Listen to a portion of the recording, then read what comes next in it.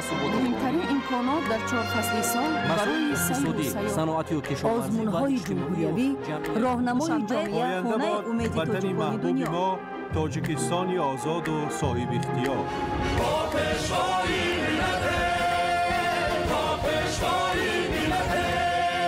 دوست باشید، اتفاق باشید، شکرانه همین دولت کنید، شکرانه همین سرزمین کنید، شکرانه کنید که چنین وطن عزیز و محبوب دارید.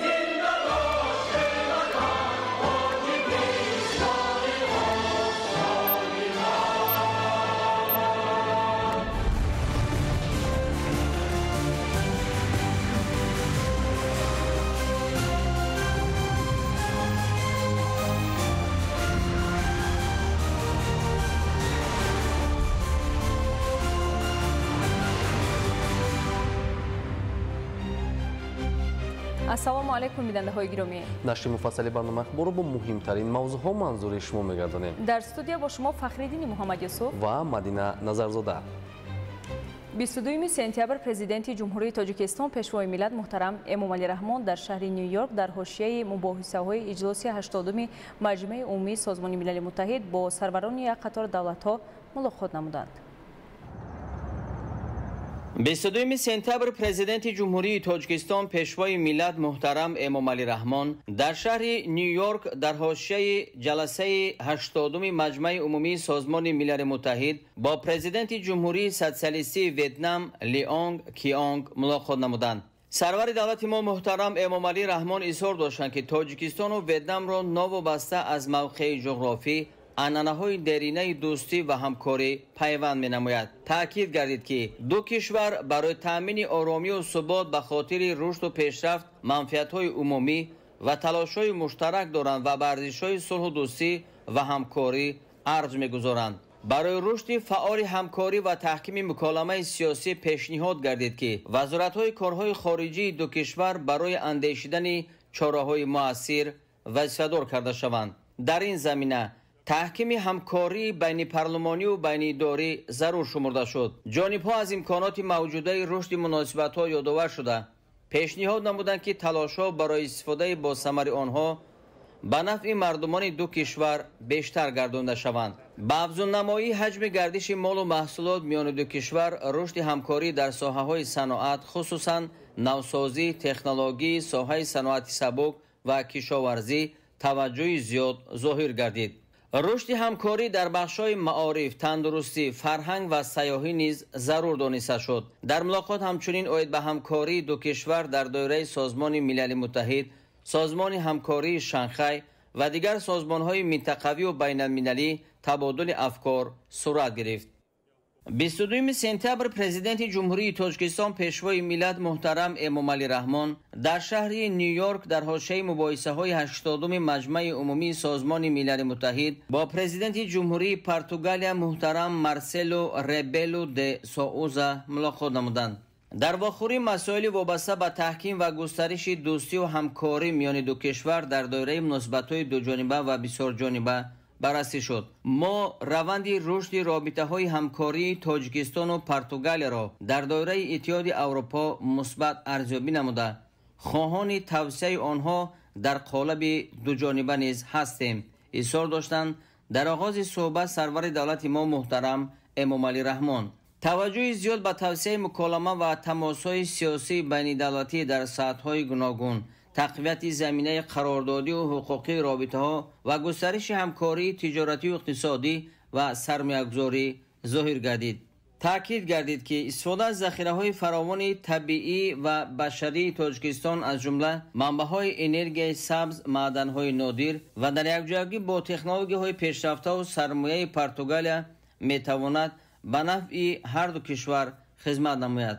همکاری در بخش‌های بشری از جمله معارف، تندرستی، فرهنگ، سیاحی و تبادل استادان و دانشجویان نیز دارای امکانات فراخ ارزیابی گردید. گفتگوی سودمند همچنین دایر به تحکیم همکاری در چارچوب سازمان ملل متحد، اتحاد اروپا، سازمان امنیت و همکاری در اروپا و دیگر سازمان‌های بین‌المللی از جمله اطراف موضوع‌های وابسته به آب و اقلیم و پشتیبانی از صلح و ثبات در جهان پیشگویی نشونده امروزه صورت گرفت. 22 سپتامبر پرزیدنت جمهوری تاجیکستان پیشوای ملت محترم امامعلی رحمان در شهر نیویورک در حاشیه مباحثه‌های 80 مجمع عمومی سازمان ملل متحد با دبیر کل سازمان ملل متحد آنتونیو گوترش ملاقات نمودند. در واخور روند همکاری گوناگون جنبه و پرثمر تاجیکستان و سازمان ملل متحد بررسی شد.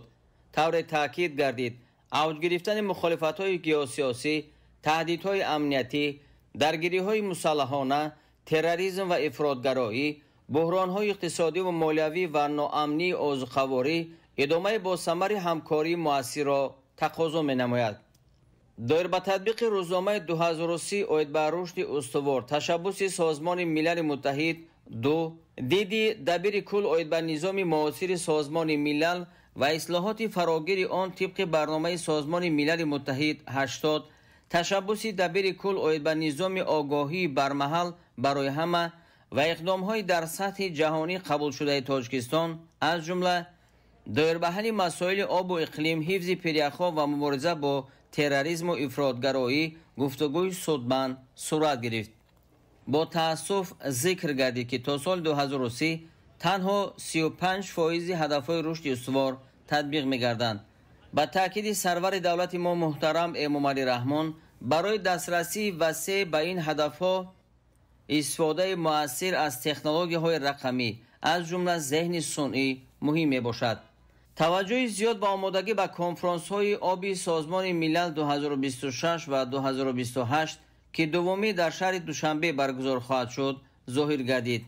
همچنین تقویت همکاری برای برطرف سازی تهدید و خطرهای وابسته به تروریسم و افراطگرایی، نزاع‌های مسلحانه در منطقه‌های گوناگون جهان و دریافت راه‌های سیاسی و دیپلماتی حل آنها ضرور دانسته شد. امروز رئیس مجلس ملی مجلس عالی جمهوری تاجیکستان رئیس شهر دوشنبه محترم رستم امامعلی برای اشتراک در فوروم سیوم بین پارلمانتی کشورهای آسیای مرکزی با سفر کاری وارد شهر بیشکک شدند. گزارش در این خصوص. امروز رئیس مجلس ملی مجلس عالی جمهوری تاجیکستان رئیس شهر دوشنبه محترم رستم امامعلی با سفر کاری جهت اشتراک در فوروم سیوم بین پارلمانتی کشورهای آسیای مرکزی به شهر بیشکک جمهوری قرقیزستان تشریف آوردند. در فرودگاه بین المللی مناس شهر بیشکک رئیس مجلس ملی مجلس عالی جمهوری تاجیکستان رئیس شهر دوشنبه محترم رستم امامعلی را معاون رئیس ژاگارگو کنش جمهوری قرقیزستان، سفیر فوق‌العاده و مختار جمهوری تاجیکستان در جمهوری قرقیزستان و دیگر شخصان رسمی صمیمی استقبال گرفتند. در شهر بیشکک رئیس مجلس ملی مجلس عالی جمهوری تاجیکستان رئیس شهر دوشنبه محترم رستم امامعلی در فوروم سیوم بین پارلمانتی کشورهای آسیای مرکزی اشتراک و سخنرانی نمودند. مورد به ذکر است که ماه ایول سال 2022 ضمن واخوری چهارم مشورتی سران دولت‌های آسیای مرکزی با مقصد تحکیم همکاری عملی مقامات نمایندگی و قانونگذار کشورهای آسیای مرکزی و رشد منبعی رابطه‌های متقابل منطقوی و شریکی استراتژی برگزاری فورم بین پارلمانتی کشورهای آسیای مرکزی به موافقه رسیده بود. فورم‌های قبلی در شهر ترکستان جمهوری قزاقستان و شهر خیوه جمهوری ازبکستان دایر گردیده با تحکیم همکاری بین پارلمانتی و توسعه مکالمه منطقوی مساعدت نمودند. ضمن سخنرانی محترم رستم امامعلی ذکر نمودند که برگزاری منتظم فورم مذکور نشانه احترام به ارزش‌های همگرایی منطقوی و افاده تلاش استوار کشورهای منطقه در راه تحکیم اعتماد، مکالمه و همکاری بر نفع مردمان آسیای مرکزی میباشد. با قناعتمندی ذکر گردید که منطقه آسیای مرکزی به شرافت سعی و تلاش‌های سازنده و سیاست پیگیرانه و باثبات سران دولت‌های آن امروز تدریجاً به منطقه همکاری برای جانب‌ها سودمند تبدیل می‌یابد. مهمتر آن است که از ثمره برقراری فضای صفتا نوی دوستی، همکاری و اعتماد در منطقه پیش از همه خلق‌های به هم دوست و برادر آسیای مرکزی بهره‌ور می‌گردند. در دایره روزنامه فورم اشتراکداران مسئله‌های مبرم همکاری تجارتی و اقتصادی، سرمایه‌گذاری، تنظیم مهاجرت مهنتی و رشد رقم‌کنونی اقتصادیات را مورد بررسی قرار دادند. از روی این مسئله‌ها در بخش‌های علاهیده فورم محاکمه‌های سودمند صورت گرفتند. با نتیجه‌گیری از کار جلسه شورا، دکلراسیون بیشکک قبول کرده شد. در حاشیه فوروم سیمی بین پارلمانتی کشورهای آسیای مرکزی در شهر بیشکک رئیس مجلس ملی مجلس عالی جمهوری تاجیکستان رئیس شهر دوشنبه محترم رستم امامعلی با رئیس سنات عالی مجلس جمهوری ازبکستان تنزیلا نربایوا ملاقات نمودند. ضمن صحبت جانبها از روند همکاری سودمند بین مجلس ملی مجلس عالی جمهوری تاجیکستان و سنات عالی مجلس جمهوری ازبکستان از جمله در چارچوب سازمان‌های منطقوی اظهار قناعتمندی نمودند. بر رشد همکاری متقابلا سودمند دو دولت در بخش‌های سیاسی، تجارتی و اقتصادی، فرهنگی و بشردوستی توجه ظاهر کرده شد. همچنین جانب‌ها عاید به مسئله‌های روزنامه بین المللی تبادل افکار نمودند. خود همین روز رئیس مجلس ملی مجلس عالی جمهوری تاجیکستان رئیس شهر دوشنبه محترم رستم امامعلی پس از انجام سفر کاری در شهر بیشکک جمهوری قرقیزستان و اشتراک در کار فوروم نوبتی بین پارلمانتی کشورهای آسیای مرکزی به وطن برگشتند.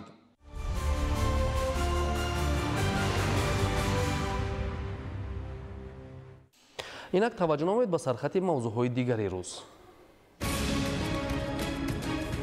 معرفی مول و محصولات و فرهنگ و هنر ملی در قزاقستان، رشد همکاری‌های منبعده میان دو کشور. رشد دهات عامل زندگی شایسته، سهمگذاری دست جمعانه در تقویت اینفراساختاری محل. زمین بایگری دولت، استحصال محصولات و تامین ساکنان با جای کار. توجه بیشتر به تحصیل و شغلناکی زنان، چرابینی‌های فرهنگی و اجتماعی با اشتراک فعالانه بانوان. آموزگار تربیتگری نسل‌ها، بلند گردیدن مقام و منزلت آموزگار در کشور. سالمی جامعه در مد اول، تدبیرهای جهت پیشگیری بیماری‌ها. نمایندگی دائمی جمهوری تاجیکستان در نزد شعبه سازمان ملل متحد و دیگر تشکیلات‌های بین المللی در ژنو از 34مین سالگرد استقلال دولتی جمهوری تاجیکستان استقبال نمودند. همکاران ما گزارش می‌دهند. نمایندگی دائمی جمهوری تاجیکستان در نزد شعبه سازمان ملل متحد و دیگر تشکیلات‌های بین المللی در ژنو 34 سالگی استقلالیت دولتی کشور را با تنتنه جشن گرفت. در چهاربینی رهبران سازمان‌های بین المللی، کورپس دیپلماتی مقیم شهر ژنو، نمایندگان بخش خصوصی، مطبوعات و هموطنان مقیم شویتزاریا شرکت ورزیدند. نماینده دائمی جمهوری تاجیکستان در نزد شعبه سازمان ملل متحد و دیگر تشکیلات‌های بین المللی در ژنو، شرف شیرالی‌زاده، ضمن سخنرانی خود اهمیت استقلالیت، حفظ ارزش‌های آن و دستاوردهای نظارت کشور در دوران استقلالیت را مخصوص یادآور شده، سهم ارزنده اساسگذار صلح و وحدت ملی، پیشوای ملت، پرزیدنت جمهوری تاجیکستان محترم امامعلی رحمان را در بنیاد تاجیکستان صاحب استقلال تاکید نمود. همزمان دورنما و همکاری‌های سودمند فراگیر بین تاجیکستان و سازمان‌های بین‌المللی و کنفدراسیون شویتزاریا قید گردید. سفیر تاجیکستان اظهار افتخارمندی از آن کرد که تاجیکستان امروز تحت راهبری خردمندانه پرزیدنت جمهوری تاجیکستان پیشوای ملت محترم امامعلی رحمان در مسیر رشد فراگیر و بردوام قدم‌های استوار می‌نهد. در ادامه سخنرانی با اشاره به نقش افزاینده تاجیکستان در عرصه بین‌المللی درباره تشبس‌های گلوبالی کشور در سمت‌های مدیریت ذخیره‌های آبی، حفظ پریخ‌ها، ذهن صنعی و همگرایی منطقوی معلومات ارائه شد.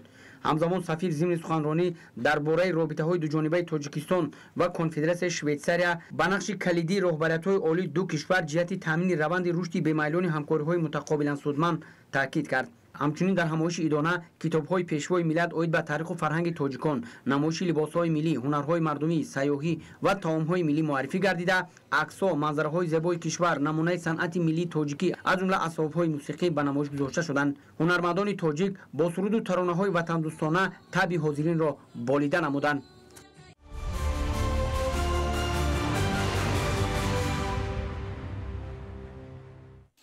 طبق دستور سپارش‌های پرزیدنت جمهوری تاجیکستان پیشوای ملت محترم امامعلی رحمان، مقامات اجرایی حاکمیت دولتی ولایت خطلان در شهر الماتای جمهوری قزاقستان نمایش فروش مال و محصولات کشاورزی، هنرهای مردمی، سیاحی و طعام‌های ملی، اینچنین برنامه فرهنگی تشکیل نمودند. گزارش در این خصوص.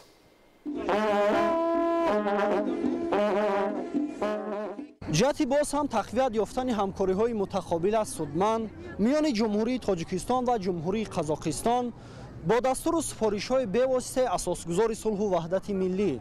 пешвои миллат президенти ҷумҳурии тоҷикистон муҳтарам эмомалӣ раҳмон, мақомоти иҷроияи ҳокимияти давлатии вилояти хатлон намоишфурӯши молу маҳсулоти кишоварзӣ, ҳунарҳои мардумӣ, таомҳои миллӣ ва он ҳама урфу одатҳое ки ба мардуми мо хос аст пешкаши сокинони шаҳри алмато гардониданд. имрӯзҳо робитаҳои дӯстӣ ва ҳамкориҳо дар муҳимтарин самтҳои давлатдорӣ миёни тоҷикистон ва ҷумҳурии қазоқистон тақвият меёбад. ин раванд дар заминаи сиёсати оқилонаи сарони ҳарду кишвари ба ҳам дӯст ва бародар амалӣ мегардад. аз 20 то 21 сентябр тибқи дастуру супоришҳои президенти ҷумҳурии тоҷикистон пешвои миллат муҳтарам эмомалӣ раҳмон, мақомоти иҷроияи ҳокимияти давлатии вилояти хатлон дар шаҳри алматои ҷумҳурии қазоқистон намоишфурӯши молу маҳсулоти кишоварзӣ, таомҳои миллӣ, сайёҳӣ, ҳунарҳои мардумӣ ва барномаҳои фарҳангӣ пешкаши сокинону меҳмонони ин шаҳр гардонида шуд. ин чорабинии сатҳи баланд ки дар шаҳри алматои ҷумҳурии қазоқистон баргузор гардид, ҷумҳурии тоҷикистонро сокинон, соҳибкорону кишоварзон ва ҳунармандону санъаткорони шаҳру ноҳияҳои вилояти хатлон бо молу маҳсулоти гуногуни кишоварзӣ, ҳунарҳои мардумӣ, таомҳои миллӣ ва фарҳанги ғании миллати тоҷик дар шаҳри алмато муаррифӣ намуданд.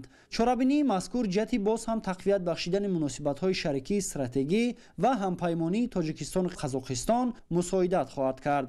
зеро муносибатҳои гуногунҷанбаи тоҷикистон ва қазоқистон заминаи мустаҳками анъанаҳои таърихӣ дошта, таи солҳои охир дар рӯҳияи ҳамдигарфаҳмӣ, эҳтиром ва эътимоди мутақобила ҷараёни густариши босуръатро дар ҳама самтҳои мавриди таваҷҷӯҳ касб кардаанд. дар гӯшаҳои алоҳидаи намоишгоҳи мазкур маҳсулоти хушсифату аз лиҳози экологии тозаи кишоварзӣ ба монанди тарбузу харбуза, намудҳои гуногуни хуштаъми ангур, сабзавоту меваҷот дар шакли тару тоза, хушк ва консервашуда, асал ва дигар номгӯи маҳсулот ба намоиш ва фурӯш гузошта шуда буд, ки мавриди таваҷҷӯҳи зиёди сокинону меҳмонони шаҳри алмато гардид.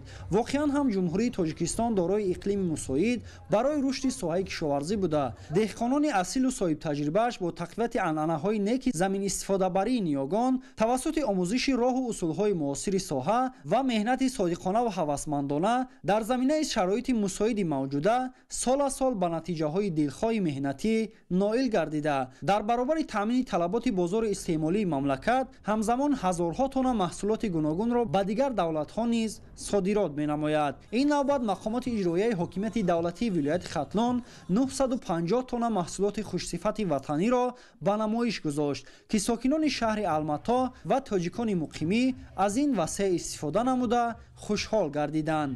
ҳунару ҳунармандӣ як ҷузъи меҳварии ҳаёти рӯзгори сокинони тоҷикистони соҳибистиқлол ва ниёгони миллати мо ба ҳисоб рафта, бо мурури замон тавсеяву густариш ёфта, миёни дигар халқу миллатҳои дунё муаррифӣ мегардад. мо аз сиёсати пешгирифтаи ҷаноби олӣ пешвои миллат хеле хушҳол ҳастем, ки mana имрӯзҳо намоиши маҳсулотҳо пешниҳоди мардум шуданд. хизматҳои шоёни ду президенти кишвар муҳтарам эмомалӣ раҳмон ва қосимҷумарт тоқаев мебошад, ки mana имрӯзҳо намоиши маҳсулоти халқи миллати тоҷикро дар инҷо нишон дода истодааст. гӯшаҳои намоишӣ аз маҳсули тахайюлӣ бою рангин ва dastoни пурэҷози ҳунармандони мардуми ҷумҳурии тоҷикистон дар шаҳри алматои ҷумҳурии қазоқистон хеле моҳирона оро ёфта буд, ки таваҷҷӯҳи ҳамагонро ба худ ҷалб кард. махсусан занону бонувони шаҳри алмато ҳар як намунаи маҳсули ҳунармандони тоҷикро бо диққати том таваҷҷӯҳ карда, вобаста ба тарзи омодасозӣ, маҳсулоти истифодашуда, маънии нақшу нигор ва гулдӯзиву сӯзаниҳо дар рӯи мато, либосҳои миллӣ, чакану атлас, нақшбандӣ дар рӯи чӯб ва аз мавриду ҳолати истифодаи онҳо пурсон шуда, ҳар кадоме вобаста ба завқу салиқаи худ аз намоишгоҳ чизе харидорӣ мекарданд. Я в восторге от масштаба этого мероприятия. Спасибо огромное представителям области. Ярмарка проходит просто на высшем уровне. Таджикистан снова показывает, какие они на самом деле дружелюбные и трудолюбивые. Спасибо большое, Таджикистан. қобили зикр аст ки ҷумҳурии тоҷикистон баъди ба даст овардани истиқлоли давлатӣ таи сиёсати бо муваффақи асосгузори сулҳу ваҳдати миллӣ пешвои миллат президенти ҷумҳурии тоҷикистон муҳтарам эмомалӣ раҳмон доираи ҳамкориҳои неки шарикиро бо давлатҳои хориҷи дуру наздик ба роҳ монда дар таҳкими муносибатҳои дипломатӣ миёни кишварҳо пешгом мебошад. Сатыбалдиев Алишер, Журатович, руководитель управления предпринимательства и инвестиций. Сегодня состоялось важное мероприятие для города Алматы. Сегодня Хатлонская область продемонстрировала свои возможности в секторе продовольственного обеспечения большого мегаполиса, самого крупного мегаполиса Республики Казахстан, города Алматы. Нам были представлены товары и продукты самого высокого качества, самыми высокими оценками экологичности и натуральности. В этой связи мы планируем наращивать торговые отношения именно с Хатлонской области. В ближайшее время будет сформирована группа из города Алматы, которая посетит Хатлонскую область с целью налаживания партнерских отношений, торгово-экономических отношений. В этой связи у нас мы видим огромный потенциал для развития. Население, потребитель города Алматы очень высоко оценит качество продукции из Хатлонской области. бахсус баргузории чорабиниҳои гуногун дар дигар давлатҳои дӯст ва ба ҳамин монанд намоишфурӯши молу маҳсулоти ватанӣ гувоҳи мавқеъву рушди тоҷикистон дар арсаи байналмилалӣ мебошад. дар шаҳри Алматои ҷумҳурии Қазоқистон низ баргузор шудани чунин намоишгоҳи бузург далели таҳкиму тавсия ёфтани ҳамкориҳои ҳар ду давлат дар самтҳои гуногун мебошад. Ассаламу алейкум, Таджикистан! На самом деле я в Таджикистане очень часто бываю, был в прошлом году и был еще начиная с советских времен. Всегда люблю смотреть таджикскую культуру, был на таджикских свадьбах. И сейчас такая классная инсталляция, такой дастархан. Самый вкусный виноград это в Таджикистане, и Таджикистан Бапеш. Сегодня очень прекрасный день. Я житель города Алматы, и сегодня приехали гости из Таджикистана. Нам привезли фрукты, овощи. Здесь цены очень нормально, дешевые. Мы очень благодарны. Спасибо вам. Большое спасибо. Очень благодарны. Таджикистана, жители Таджикистана, привет. бахши фарҳангӣ аз қисмати асосии чорабинии бошукӯҳи намоиш дар ҷумҳурии Қазоқистон маҳсуб гардида дастаҳои ҳунарӣ ва дигар ҳунармандони шинохтаи мамлакат барномаи рангину пурмуҳтаво пешниҳоди сокинону меҳмонони шаҳри Алмато карда шуд.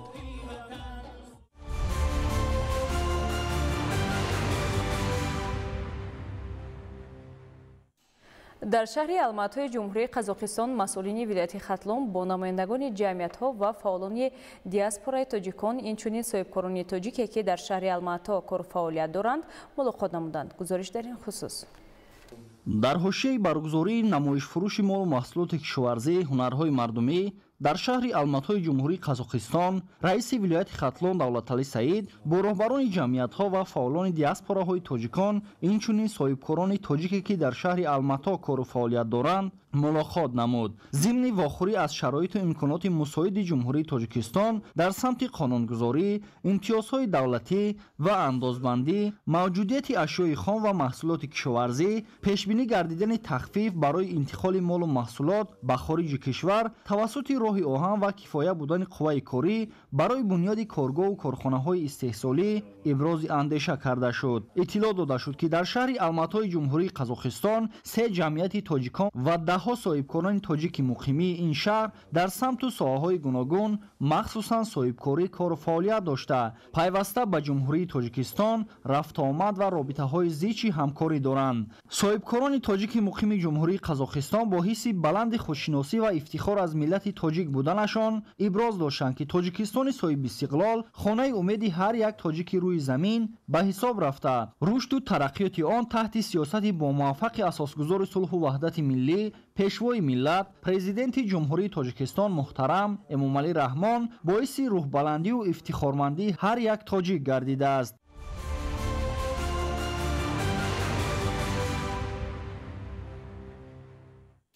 занон дар иқтисоди сабз ва рақамӣ таҳти ҳамин унвон имрӯз дар шаҳри Гулистон форуми минтақавии муколамаи занони Осиёи Марказӣ баргузор гардид.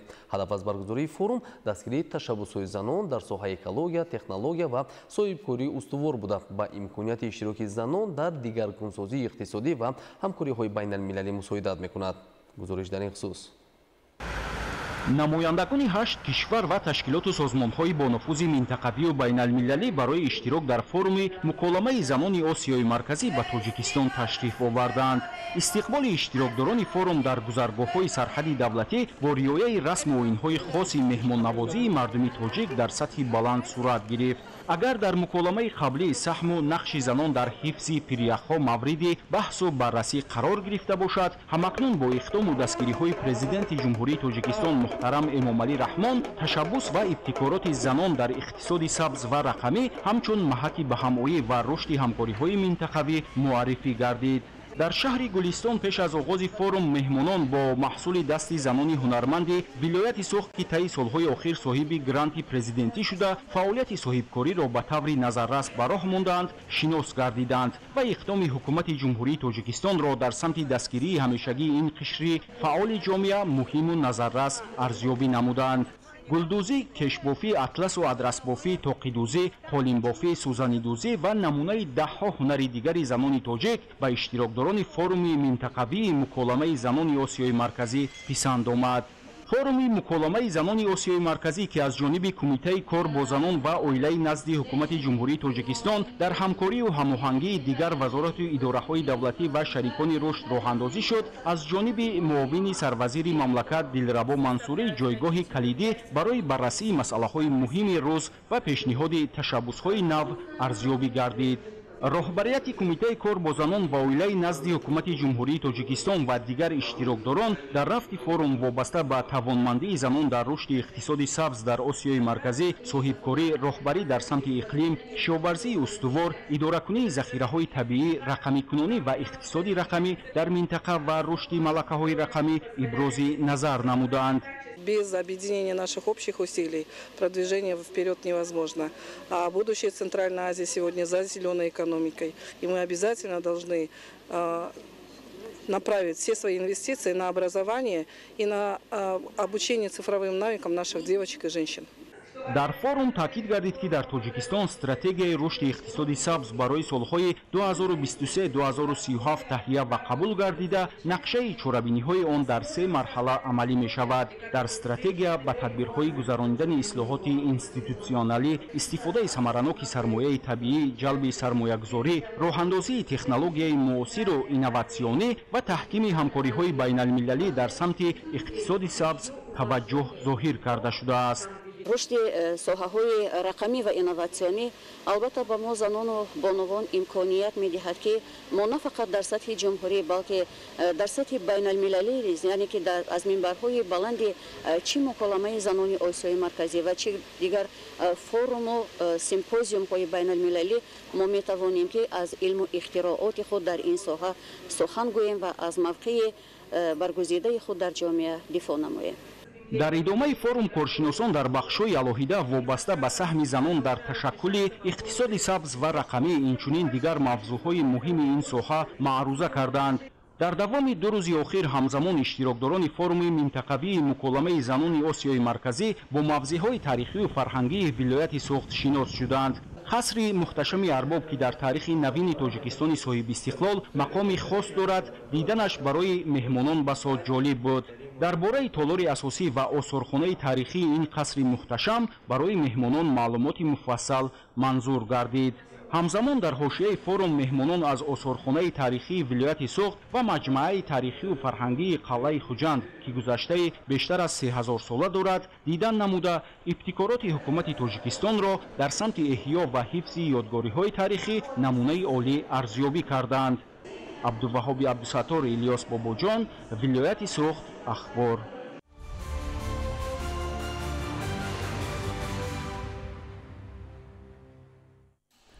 дар деҳаи гулистони ноҳияи кушониён корҳои созандагию ободонӣ бо саҳмгузории мардум вусъат меёбанд. ҳар иқдоми созанда ки аз навсозии роҳҳо то бунёди муассисаҳои иҷтимоӣ сурат мегирад, ба таъмини зиндагии шоиставу инфрасохтори муосир барои сокинон равона шудааст. гузориши ҳамкорони мо дар ин хусус.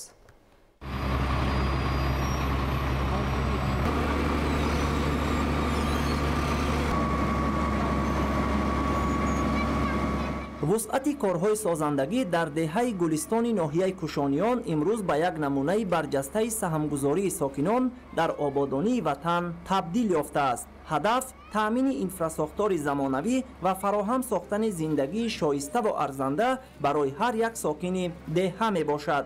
бо ташаббус ва саҳмгузории сокинону соҳибкорони маҳал лоиҳаи азнавсозӣ ва мумфаршкунии тамоми кӯчаҳои деҳа ки зиёда аз 4 километрро ташкил медиҳад амалӣ шуда истодааст.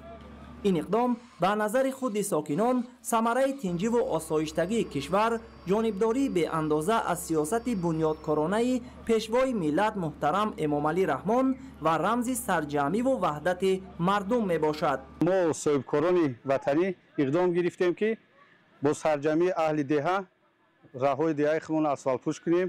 сарҷамӣ муттаҳидӣ ягона мақсад ин аст ки мо бояд обод кунем ва дар оянда боз нақшаҳо дорем ки дигар корҳои ободониро дар деҳа анҷом диҳем. ҳама ин сарчашма мегирад аз иттифоқию сарҷамии муттаҳидии мардуми деҳа.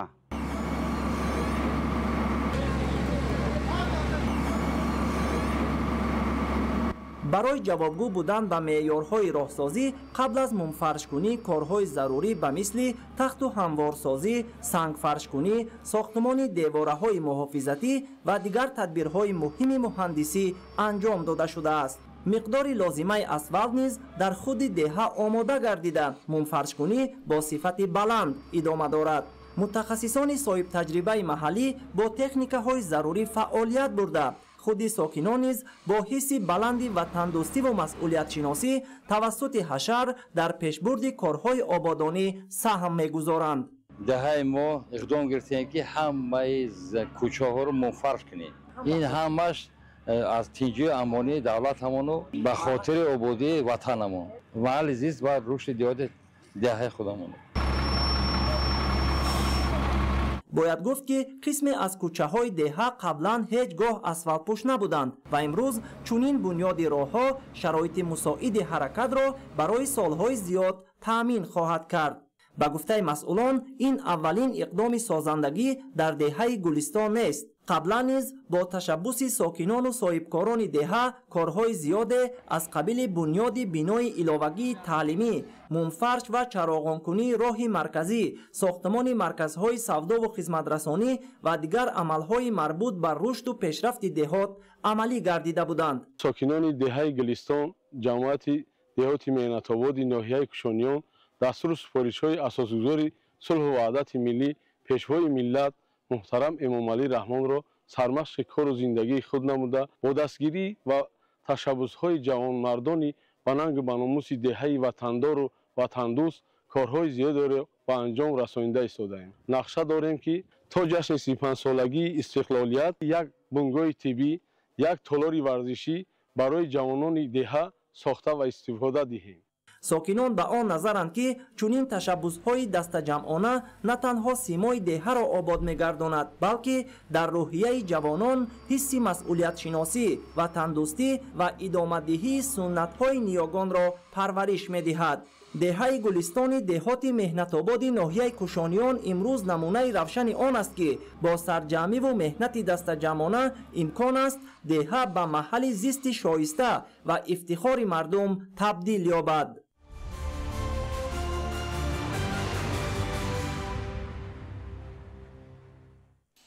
дар доираи тадбирҳои ободонӣ бахшида ба ҷашни 35-солагии истиқлоли давлатӣ ҳудуди роҳҳои маҳаллии ноҳияи шаҳристони тибқи талаботи меъёрҳои роҳсозӣ мунфарши асосӣ шуда вазъи роҳу нақлиёт боз ҳам беҳтару хубтар мегардад.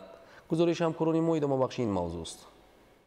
натиҷаи тадбирандешиҳои пешвои миллат муҳтарам Эмомалӣ Раҳмон ва самараи истиқлоли давлатии ҷумҳурии Тоҷикистон аст ки бо кӯмаку дастгириҳои мақомоти иҷроияи ҳокимияти давлатии ноҳияи шаҳристон, сокинону соҳибкорон ва ашхоси ба нияти адои ҳаҷ маблағун карда гӯшаву канори ин ноҳияи зебоманзар сол аз сол ободу назаррабо мегардад. ҳамин аст ки имрӯзҳо иқдоми бунёди роҳҳои обод дар ноҳияи шаҳристон ба ҳукми анъана даромада ҳудуди роҳҳои маҳаллии деҳаи Себзор ва Навкент то маркази ноҳияи шаҳристон мунфарши асосӣ гардида истодааст. ин амал дар дар ҷавоби дастур ҳидоятҳои асосгузори сулҳу ваҳдати миллӣ пешвои миллат президенти ҷумҳурии тоҷикистон муҳтарам Эмомалӣ Раҳмон амалӣ гардонида роҳ бунёд намудан низ аз ҷумлаи корҳои неку созанда ба шумор меравад. дар маъракаи муҳими ободониву созандагӣ аҳолии иттифоқи ду ҷамоати деҳоти ноҳияи шаҳристон фаъолона ширкат варзида кӯчаву роҳравҳои хешро боз ҳам ободтару назаррабо мегардонанд. масофаи умумии мунфашсозии роҳи аҳамияти маҳаллӣ доштаи шаҳристон Навкент, шаҳристон Гулистон ва шаҳристон Себзор дар маҷмӯъ 22 километрро ташкил дода аз ҷониби кормандони ҷамъияти дорои масъулияти маҳдуди роҳи пурфайзи шаҳри Хуҷанд бо истифода аз техникаҳои мухталифи роҳсозӣ тибқи стандартҳои ҷавобгӯӣ ба талаботи меъёрҳои шаҳрсозӣ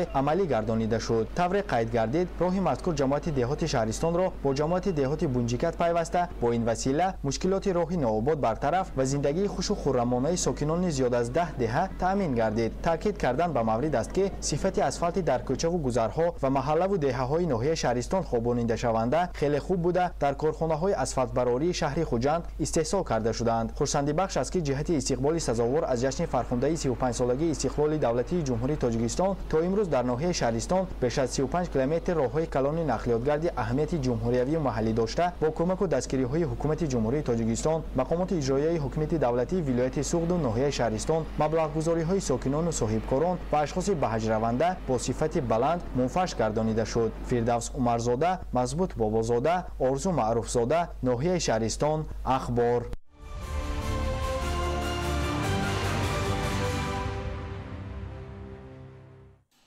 кишоварзони шаҳри Левакан дар ҷумҳурия аввалин шуда дурнамои истеҳсоли пахтаро таъмин намуданд.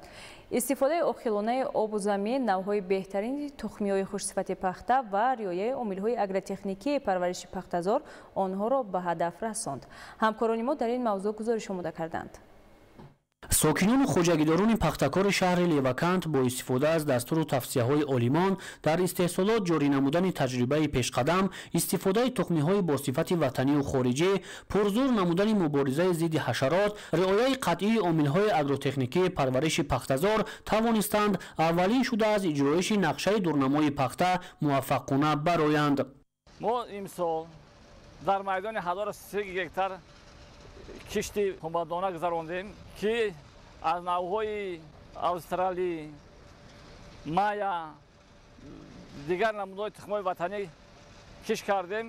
имрӯз мо ҳосили дилхоҳ ба даст овардем. аслан ҳама хоҷагиҳои кишоварзии пахтакор дар ҳудуди ҷамоати деҳоти гулистони шаҳри Левакан фаъолияти хоҷагидориро ба роҳ монданд. байни хоҷагиҳои пахтакор, хоҷагии деҳқонии зарзамин, баракати ҳамкорон, бӯстон ва билол намунаи ибрати дигаронанд. онҳо дурнамои истеҳсоли пахтаро таъмин карда бошанд ҳам, вале барои баланд бардоштани боздеҳи замин, заминаи хуб гузоштан барои ҳосили оянда ҷаҳду талош меварзанд. нисбат ба ҳамин давраи соли гузашта дар шаҳри Левакант 1500 тонна пахта зиёд истеҳсол гардидааст. аммо ҳанӯз ҳам дар саҳро ҳосил фаровон буда, деҳқонони шаҳри Левакант мехоҳанд ҳосили дастранҷашонро беталаф ҷамъоварӣ намоянд.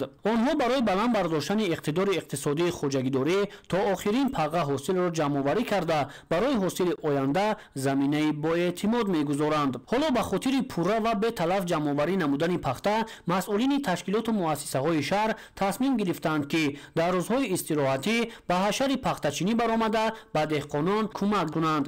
зиёда аз 300 нафар аз ташкилоту муассисаҳо дар ҷамоати деҳоти Гулистон дар ҷамъоварии дастранҷи марди деҳқон ширкат намуданд ки он аз ҳисси баланди масъулиятшиносии онҳо дарак медиҳад. ҳашарчиён дилгармона ба чиниши пахта роҳ оварда дар назди худ мақсад гузоштанд ки саҳми худро дар ҷамъоварии ин маҳсулоти кишоварзӣ мегузоранд. қобили зикр аст ки пахтакорӣ яке аз соҳаҳои асосии кишоварзии ҷумҳурӣ ба ҳисоб рафта дар иқтисодиёти мамлакат мавқеи муҳим дорад.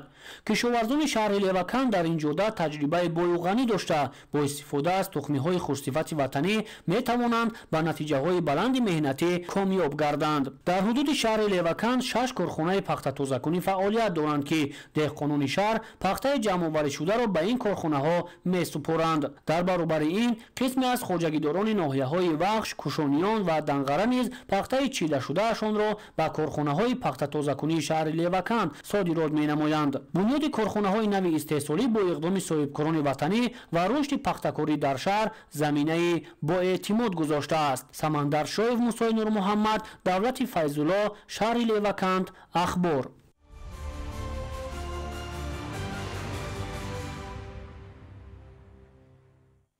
рушд ва пешрафти соҳаи кишоварзӣ дар солҳои соҳиби истиқлолӣ ба яке аз самтҳои калидии сиёсати давлатии ҷумҳурии Тоҷикистон табдил ёфт. Бо татбиқи барномаҳои созанда, заминҳои солҳои зиёд бекор хобида, ба гардиши истеҳсолӣ даромада, доманакӯҳҳо бо боғу тогзорҳои нав зинат меёбанд. ҳамкорони мо аз ноҳияи Шамсиддин Шоҳин гузориш медиҳанд. рушди соҳаи кишоварзӣ яке аз самтҳои асосии сиёсати ҳукумати ҷумҳурии Тоҷикистон маҳсуб меёбад. аз худ намудани заминҳои солҳои зиёд бекор хобида, бунёди боғу тогзорҳо дар минтақаҳои доманакӯҳ, кишти зироати ғалладона ва сабзпӯш намудани деҳот бо дарахтони сояафкану мевадиҳанда аз ҳадафҳои муҳим ва хайрхоҳонаи барномаҳои давлатӣ ба ҳисоб меравад. дар деҳаи миёнатути деҳоти даштиҷуми ноҳияи Шамсиддин Шоҳин намунаи равшани ин раванд ба назар мерасад. бо иқдоми мақсадноки давлат ва заҳмати содиқонаи сокинон садҳо гектар замини нишебу доманакӯҳ ба боғҳои ҳосилдеҳ табдил ёфтааст. имрӯзҳо дар ин ҷо боғҳои себ, нок, зардолу, шафтолу ва дигар меваҳои шаҳдбор парвариш меёбанд, ки на танҳо талаботи бозори дохилиро қонеъ месозанд, балки харидорони хориҷӣ низ доранд. соҳибкорон ва хоҷагиҳои деҳқонӣ бо дастгирии мақомоти маҳаллӣ аз техникаву таҷҳизот ва ниҳолони серҳосил истифода бурда, боғоти кӯҳистонро ба як манбаи устувори даромад табдил доданд. ҳамчунин онҳо дар ҳамкорӣ бо мақомоти маҳаллӣ талош бар он доранд, ки барои боз ҳам васеъ намудани майдони боғот ва таъмини оби полезӣ барои рушди соҳа тадбирандешӣ намоянд. боғдорони маҳаллӣ нақша доранд, ки дар оянда бо истифода аз технологияҳои муосир корхонаҳои коркарди мева низ таъсис диҳанд, то маҳсулоти ватанӣ бо арзиши бештар ба бозор бароварда шавад. тавре таҷрибаи боғпарварони деҳоти даштиҷуми ноҳияи Шамсиддин Шоҳин собит месозад, истифодаи замин дар шароити кӯҳистон дар шакли боғот на танҳо манбаи устувори иқтисодӣ, балки василаи муҳими беҳбуди зиндагии мардум мебошад.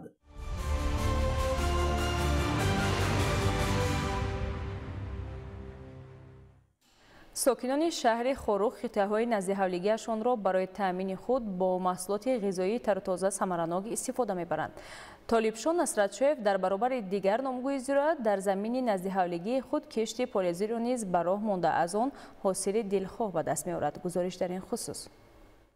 истифодаи самараноки замини назди ҳавлигӣ дар шаҳри Хорух аҳамияти бештар пайдо мекунад. имрӯзҳо бисёре аз сокинон қитъаи назди ҳавлигии худро барои таъмини худ бо маҳсулоти хӯроквории тарутоза ва беҳбудии шароити зист истифода мебаранд. хоҷагидор Толибшо Насратшоев, сокини шаҳри Хорух, замини назди ҳавлигиро самаранок истифода бурда ба кишти сабзавот аз қабили бодирингу помидор, кабудӣ, картошкаву пиёз, булғориву тарбуз машғул мебошад. ин деҳқони асил дар баробари самаранок истифода бурдани замини назди ҳавлигӣ ба парвариши меваҳои гуногун аз қабили себ, зардолу, нок, гелос, шафтолу, ток, мандарину, лиму ва гулҳои рангоранг машғул мебошад. имсол боз дар масоҳати 40 метр квадрати гармхонаи замонавиро бунёд намудааст ва дар гармхона ба кишти такрорӣ боз иқдом гузошт. дар замини назди ҳавлигӣ ҳам 4 ҳисса замин дорам. дар замин асосан ба парвариши картошка, сабзавот, кабудӣ машғул ҳастам. тамоми намуди маҳсулоти кишоварзиро парвариш менамоем. ҳамин сол дар 2 сотиқ замин як гармхона бунёд кардем. дар ҳамин гармхона ба кишти помидор, бодиринг машғул ҳастам. ба санаи имрӯза 1 тонна 80 кило бодиринг аз ҳамин ҷо баровардам, ба фурӯш баровардам. бори аввал ҳамчун таҷрибавӣ кишти дуюмбора бодиринг киш кардам. ин ҳозир чӣ тавре ки дидастед, бодиринг нашонамо ёфтааст, дар фазаи гулкунӣ аст. ба гуфти хоҷагидор, ҳамасола аз замини худ ҳосили фаровон ба даст оварда, хоҷагии худро бо сабзавоти барвақтии тирамоҳӣ таъмин мекунад. рӯёндани ҳосили дилхоҳ аз мусоидии боду ҳаво вобастагии зич дорад. Толибшо Насратшоев дар баробари бо муваффақият парвариш намудани зироатҳои полезӣ беш аз 8 сол аст, ки аз ҳисоби маҳсулоти тарбуз ҳосили дилхоҳро ба даст мебиёрад. вай таҷрибаи мамолики хориҷиро дар самти парвариши тарбуз истифода бурда, имрӯзҳо самараи хубро ба бор овард. ба ғайр аз гармхона тамоми намуди дарахтҳои мевадиҳанда аз қабили 4 намуди себ, 3 намуди нок дорем, 3 намуди гелос, тамоми намуди дарахтҳоро пайванд мекунам ҳамчун таҷрибавӣ. аз ҳисоби зироаткорӣ ва полискорӣ хоҷагидор ҳам даромади соф ба даст оварда 4 фасли сол ба сабзавоту меваҷоти тару тоза дастрасӣ дорад. мавриди таваҷҷӯҳи ҳукумати ҷумҳурии Тоҷикистон қарор гирифтани соҳаи кишоварзӣ ба пешравии амнияти озуқаворӣ мусоидат намуда, ҳар як фарди меҳнатдӯсту поквиҷдон мехоҳад пешаи кишоварзиро фаъолияти худ қарор дода самараи дилхоҳро ба даст оварад. ин гуфтаҳо имрӯз дар фаъолияти Толибшоҳ хуб мушоҳида гардида итминон меравад ки сафи чунин шахсони заҳматкашу заминдӯст сол ба сол зиёд хоҳад гардид. Муҳираи Тоҳир, Муборакшоҳи Рустам, шаҳри Хорух, Ахбор.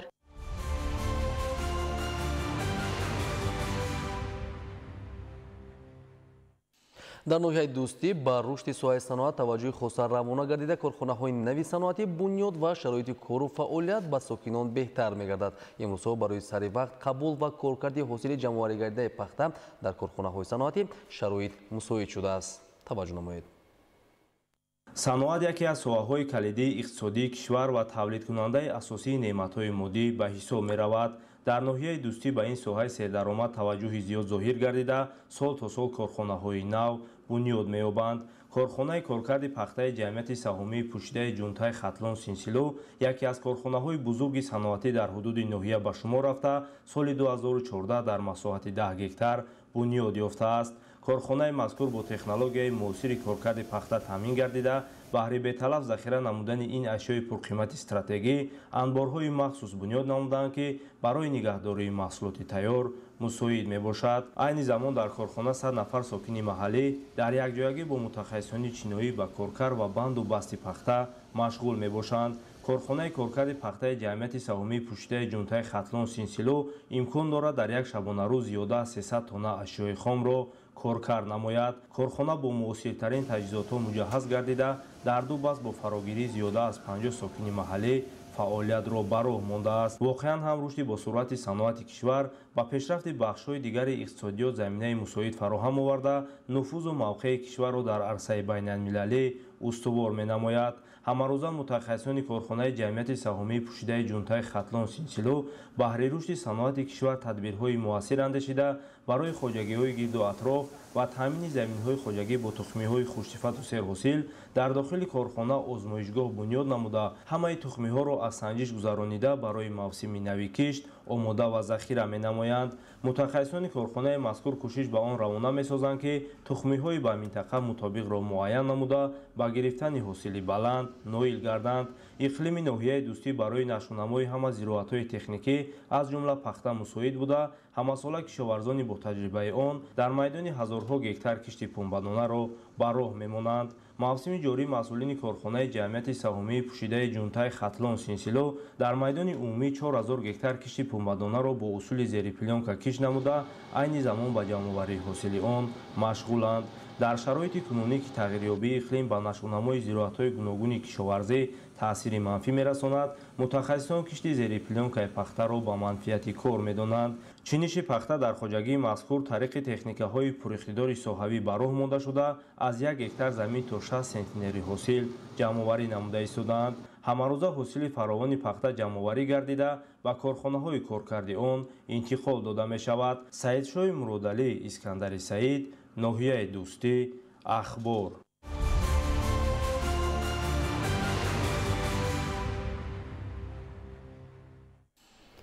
саҳми бонувон дар таҳкими истиқлолияти давлатӣ таҳти чунин унвон дар ноҳияи Ёвон конференсияи сиёсии фарҳангӣ баргузор гардид. гузориш дар ин хусус.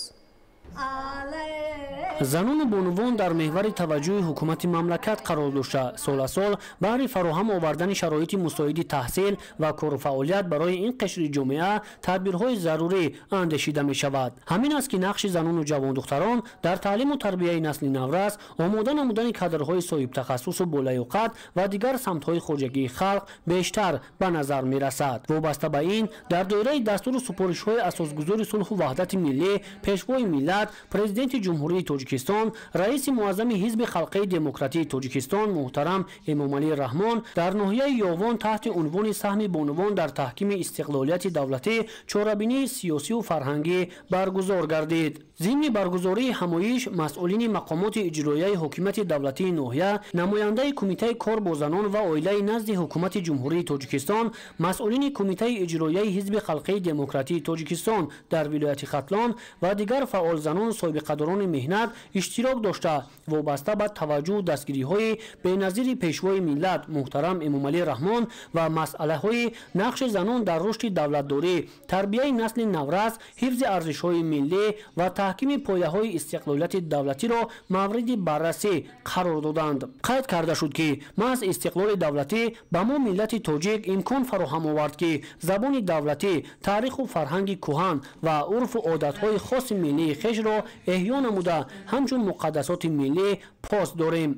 дар фарҷоми ҳамоиши имрӯза як қатор фаъолзанону ҳунармандони ноҳия бо сипоснома ва тӯҳфаҳои арзишманд қадрдонӣ карда шуданд. ҳамчунин баҳри болидароҳии иштирокдорон барномаи пурмуҳтавои фарҳангӣ пешниҳод карда шуд. самандар шоев, мусои нурмуҳаммад, давлати файзулло, ноҳияи ёвон. ахбор.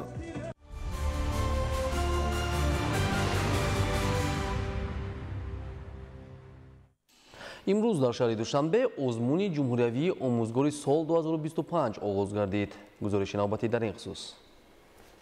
имрӯз дар шаҳри душанбе даври ҷумҳуриявии озмуни омӯзгори сол 2025 оғоз шуд ки дар кори он масъулини вазорати маориф ва илми кишвар, ғолибони давраҳои аввали озмун ва дигар шахсони расмӣ иштирок намуданд. таъкид шуд ки ҷумҳурии тоҷикистон барои ҳарчи бештар ҷалб намудани омӯзгорон ва корҳои эҷодкорӣ, навоварӣ, тарғиб намудани таҷрибаи пешқадами омӯзгорони беҳтарин ва баланд бардоштани мақому манзалати онҳо дар ҷомеа даст ба кор бурда дар ин самт корҳои назаррас сомон ёфтааст. ҳамасола аз ҷониби вазорати маориф ва илми ҷумҳурии тоҷикистон роҳандозӣ шудани озмуни ҷумҳуриявии омӯзгори соли тоҷикистон ки бо мақсади дарёфт, ҳавасмандгардонӣ ва тарғиби навҷӯиву эҷодкорӣ роҳандозӣ мешавад, идомаи мантиқии тадбирҳои ҳукумати мамлакат дар самти дастгирии омӯзгорон аст ки натиҷаҳо дар ин самт бороваранд. таъкид шуд ки озмуни мазкур бо мақсади ба роҳ мондани фаъолияти эҷодии омӯзгорон, такмил додани раванди таҳсилот, дарёфт ва ҳавасмандгардонии омӯзгорони эҷодкор, рушди касбии омӯзгорон, дастгирӣ ва ҷорӣ намудани технологияҳои нав дар раванди омӯзиш, муайян намудани самтҳои афзалиятноки таҳсилот дар соҳа, инчунин дарёфти кадрҳои боистеъдод ва ба вуҷуд овардани маҳзани кадрӣ баргузор мегардад. бояд гуфт дар даври ниҳоии озмуни мазкур ғолибони даври шаҳрию вилоятӣ иштирок ва маҳоратсанҷӣ намуда ҳамзамон бо ҳамкасбони худ табодули таҷриба менамоянд. дар даври ниҳоӣ 5 нафар аз вилояти мухтори кӯҳистони Бадахшон, вилоятҳои Суғду Хатлон, шаҳру ноҳияҳои тобеъ Марказ ва шаҳри Душанбе ширкат варзида аз рӯи 7 шарт сабқати зеҳнӣ менамоянд.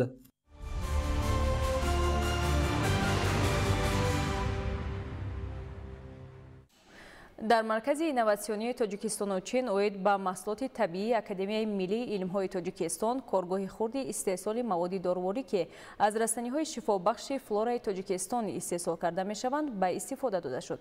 гузориши ҳамкорони мо дар ин хусус. дастгоҳҳои насбшуда аз ҷониби Институти техникии физика ва химияи Шинҷони Академияи илмҳои чин бо арзиши 1,5 миллион сомонӣ чун кӯмаки бебозгашт оварда шудааст. коргоҳи хурди истеҳсоли маводи дорворӣ бо бештар аз 20 дастгоҳи наву замонавӣ муҷаҳҳаз гардонида шудааст. мақсади асосии насби дастгоҳҳои нави дорусозӣ аз он иборат мебошад ки дар асоси растаниҳои омӯхташуда таҳия ва технологияи маводи дорворӣ бароҳ монда мешавад. олимони марказ аллакай дастгоҳҳоро ба кор андохта аз растаниҳои шифобахши флораи тоҷикистон маводи дорворӣ истеҳсол намуданд ки натиҷааш зимни ифтитоҳи коргоҳ муаррифӣ карда шуд. дар марказ 3 озмоишгоҳ фаъолият мекунад ки ин озмоишгоҳи фитохимиявӣ аст ки дар он асосан таҳлили химиявӣ ва фаъолиятнокии биологии растаниҳо ва экстрактҳои аз растаниҳо ихроҷ карда шуда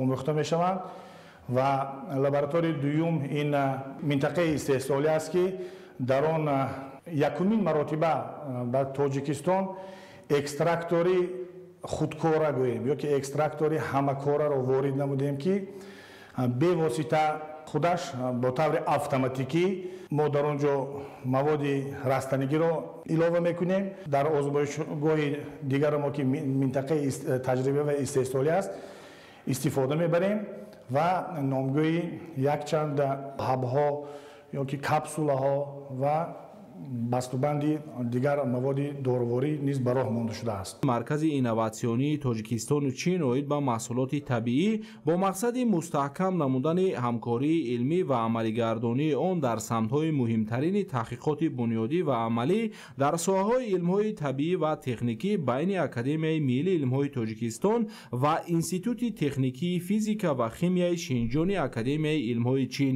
таъсис дода шудааст. Коргоҳи хурди истеҳсоли маводи дороворӣ ҷиҳати иҷрои супоришҳои президенти Ҷумҳурии Тоҷикистон пешвои миллат муҳтарам Эмомалӣ Раҳмон дар самти татбиқи илм дар истеҳсолот ташкил шудааст. мо дар як вақт метавонем ки то 10 номгӯи маводи доровориро истеҳсол намоем ва барои истифодабарӣ барои аҳолии Ҷумҳурии Тоҷикистон пешбинӣ намоем. Бо мақсади таъмини иҷрои саривақтии супоришҳои президенти Ҷумҳурии Тоҷикистон пешвои миллат муҳтарам Эмомалӣ Раҳмон дар самти таҳкими заминаи моддиву техникии муассисаҳои илмӣ таҳқиқотӣ дар муддати хеле кӯтоҳ дар Академияи Миллии Илмҳои Тоҷикистон 32 озмоишгоҳи наву замонавӣ муҷаҳҳаз бо дастгоҳу технологияи муосир ба истифода дода шуд, ки барои пешбурди корҳои илмӣ таҳқиқотии олимону муҳаққиқон мусоидат намуда истодааст.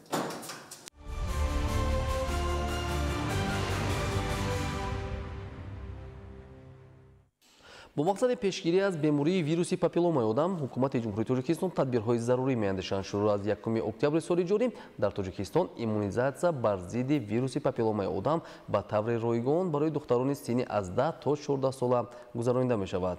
таваҷҷӯҳ намоед. яке аз бемориҳое ки дар байни занон афзоиш ёфта истодааст, ин саратони гарданаки бачадон мебошад. ба гуфтаи табибон, табобати бемории саратони гарданаки бачадон дуру дароз ва хеле гарон мебошад. агар ин беморӣ солҳои пеш дар занҳои калонсол ба мушоҳида мерасид, ҳоло дар ҷавондухтарон низ зиёд гардидааст. бемории гарданаки бачадон баъде ки вай ба дараҷаҳои ба марҳилаҳои баландаш ки рафтан гирифт, дар ҳамин марҳилаҳо гузариш ба дигар органҳо, аввал ба органҳои занона, баъд оҳиста оҳиста ба органҳои ковоки шикам, стумуҳра, ҷигар ба ҳамин то ба рафтан то ба мағзи сар рафта мерасонанд. синнсоли ҷавонон ҳозир мо беморӣ дорем. саратони гарданаки бачадон, саратони тухмдон дар ҳолатҳои вазвинанд. Марҷона Раҳимова соли 2009 ҳангоми донишҷӯӣ барои пешгирии бемории саратони гарданаки бачадон ваксинаи зидди вируси папилломаи одам гирифта буд. ӯ мегӯяд, ман ҳамчун табиби оянда хостам аввал худамро иммунизатсия кунам. иммунизатсия ки қабул карда будем, шахсан худам ягон бемориҳои занона аз ҷумла саратони гарданаки бачадон, эрозияи гарданаки бачадон ва дигар бемориҳое ки занона ҳаст дида намешавад. ягон шикоят ҳам надорам. бо мақсади пешгирӣ аз ин беморӣ ҳукумати ҷумҳурии Тоҷикистон тадбирҳои зарурӣ меандешанд. Шурӯъ аз 1 октябри соли 2025 дар Тоҷикистон иммунизатсия бар зидди вируси папилломаи одам ба таври ройгон барои духтарони синни 10 то 14 сола гузаронида мешавад. ҳамчунин ба тақвими миллии иммунизатсия ваксинаи зидди вируси папилломаи одам ворид гардида, ҳамасола духтарони синни 10 сола як вояи онро мегиранд.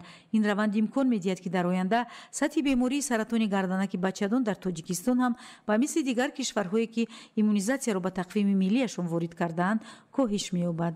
марҷона ба ҳамаи волидон тавсия медиҳад ки духтарони синни аз 10 то 14 солаи худро бар зидди вируси папилломаи одам иммунизатсия карда ба саломатию хушбахтии онҳо мусоидат намоянд.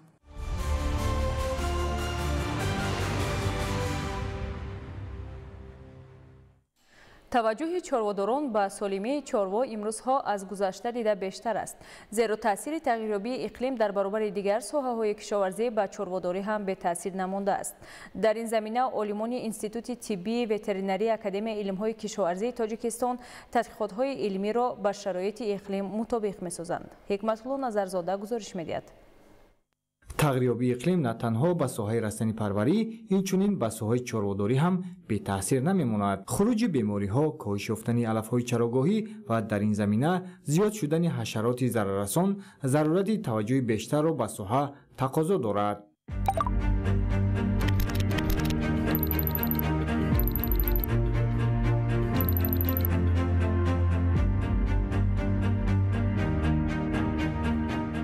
аз сабаби он ки ҳамкории чорводорон ва мутахассисони соҳаи чорводорӣ ба муаққиқону олимон зич нестанд, аз ин хотир хуруҷҳои пайдарпай бемориҳои паразитӣ баъзан ҳолатҳо мушоҳида мегардад ва инро ба инобат гирифта мо ба чорводорон тавсия медиҳем ва хоҳиш менамоем ки ҳама вақт бо муаққиқон ва олимон дар ҳамкорӣ зич бошанд ва тавсияҳои судманд гиранд.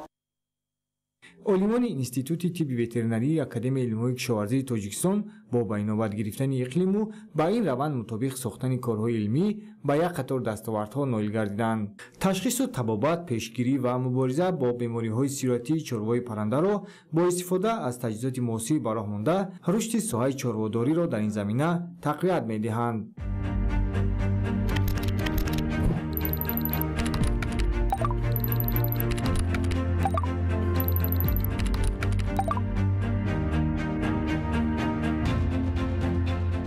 аз ҷониби ходимони илмии шӯъбаи биотехнология як қатор маводҳои биологӣ ки бар зидди бемориҳои сироятӣ равона кардашанд таҳриз шуданд ки ин дар доираи барномаи соҳавӣ дар мавзӯи таҳризӣ ва татбиқи мавод дорувори ватанӣ барои пешгирии бемориҳои сироятӣ ва инвазионии чорвои кишоварзӣ идома ёфта истодааст.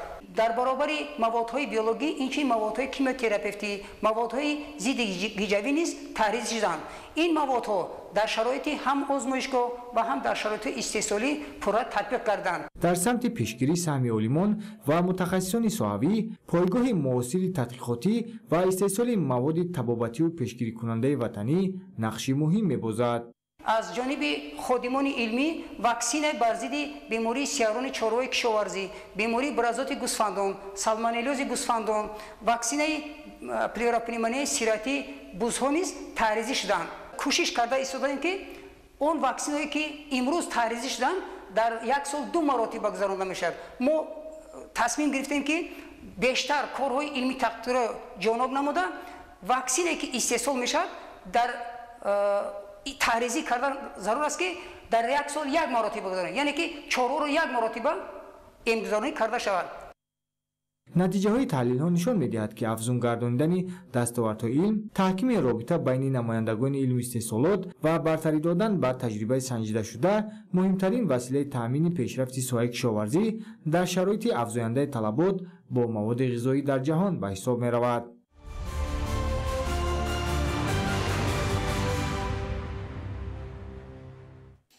дар саҳифаи навбатӣ ҳамкоронамош моро бо хабарҳо аз хориҷи кишвар ошно месозанд. дар шаҳри Кагаяни Филиппин тӯфони пуршиддати Рагая ба амал омад. дар натиҷаи офати табиӣ дарахтони зиёд решакан гашта чапа шуданд. тӯфони шадид хатои интиқоли нерӯи барқро хароб карда, сокинони чанд минтақа аз истифодаи барқ маҳрум монданд. суръати шамол дар баъзе аз минтақаҳо ба 205 км/соат расид. барои бартараф намудани оқибатҳои офати табиӣ, кормандони хадамоти дахлдор фаъолият доранд. яке аз коршиносони соҳаи пиряхшиносӣ мегӯяд, пиряхи машҳури Швейтсария Грайс бо суръати таҳшатнок об мешавад. зеро тағйирёбии иқлим обшавии бесобиқаи яхро дар саросари кишвар метезонад. ба гуфтаи директори маркази мониторинги пиряхҳои Швейтсария Гламус, аз сентябри соли 2024 ва то имрӯз яхбандии дарозии 5 километр ки дар шаҳри Обергомси Швейтсария ҷойгир аст, тақрибан 6 метр яхро аз даст дод. ба гуфтаи мутахассисони ин соҳа шояд дар 5 соли охир пирях бо пуррагӣ об шавад ва то ҳадди имкон аст ки то 10 солаи охир тамоман об шавад. кашфиёти нави технологӣ оҳиста оҳиста пешгӯиҳоро ба воқеият табдил медиҳад. дар иёлоти муттаҳидаи Америка акнун ширкати калифорниягӣ Aleph Aeronautics барои озмоиш автомобили парвозкунандаеро муаррифӣ кард ки бо самар анҷомид. яке аз тафовутҳои муҳими технологияи мазкур назар ба аз ин пеш ихтироъшудаҳо дар он аст ки тавре дар навор мушоҳида мешавад автомобил якбора аз ҷои ист мисли чархбол парвоз карда ба самти пеш ҳаракат мекунад, яъне на танҳо қобилияти ҳаракат дар роҳҳо, балки парвоз кардан ва фуруд омаданро низ дорад. Ин намуди автомобилҳо барои истифода дар ҳаёти инсонӣ хеле қулай ва боманфиат мебошад. дар набур аён аст ки чӣ гуна автомобили мазкур парвоз карда аз болои дигар автомобилҳо мегузарад ва хатаре ҳам на ба пиёдагардон ва на ба дигар ронандагон эҷод намекунад. ин боз як пешрафти дигар дар соҳаи илму технологияи замони муосир аст, хусусан қадами бузург дар соҳаи автомобилсозӣ. автомобили парвозкунанда як комбинатсияи беназири мошин ва ҳавопаймо мебошад ки барои рушди уфуқҳои нав дар соҳаи нақлиёт замина мегузорад. дар шаҳри виннипеги канада омехтаи нави маводи мухаддир ки бо номи чита маъруф аст, пас аз боздоштҳои калони кормандони полис диққати одамонро ба худ ҷалб мекунад. полисҳо дар давоми ду боздошти ҷудогонаи фурӯшандагони маводи мухаддир дар як соли охир садҳо грамм омехтаи пурқуввати героин ва метамфетаминро мусодира карданд. фаъолони ҷамъиятӣ хабар доданд ки ба наздикӣ бо ин омезиши ташвишовар рӯ ба рӯ шудааст ва ин оқибатҳои ҷиддӣ марбут ба таркиби хатарноки доруҳоро таъкид мекунад. дар натиҷаи боришоти зиёд дар ҷумҳурии Доғистон обхезии шадид ба амал омад. бар асари офати табиӣ роҳҳо аз об пур шуда маҷро гирифтанд. дар минтақаҳои Избербаш ва Маҳачкала аксари манзилҳои истиқоматӣ хароб гашта, хатои интиқоли нерӯи барқ низ осеб диданд. кормандони хадамоти коммуналӣ барои бартараф намудани оқибатҳои офати табиӣ бо техникаҳои махсус фаъолият доранд.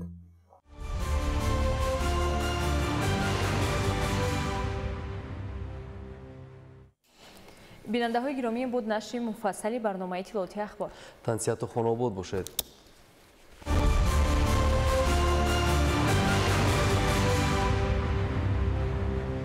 2025 аз ҷониби вазорати рушди иқтисод ва савдои ҷумҳурии тоҷикистон эълон мегардад. бренди муваффақ нишони сифати боло ва пазируфта шудани молу хизматрасониҳо аз ҷониби истеъмолкунандагон. вазорату идораҳо, бахши хусусӣ, созмонҳои байналмилалӣ бренди сол 2025-ро натиҷагирӣ менамоянд. барои иштирок дар озмун дархост ба муассисаи давлатии Маркази миллии патенту иттилооти вазорати рушди иқтисод ва савдои ҷумҳурии тоҷикистон пешниҳод карда мешавад. иштирок дар озмун ройгон мебошад. суроға шаҳри Душанбе, кӯчаи Айни 14А. маълумоти муфассал тариқи телефони 909 17 55 55 227 47 47.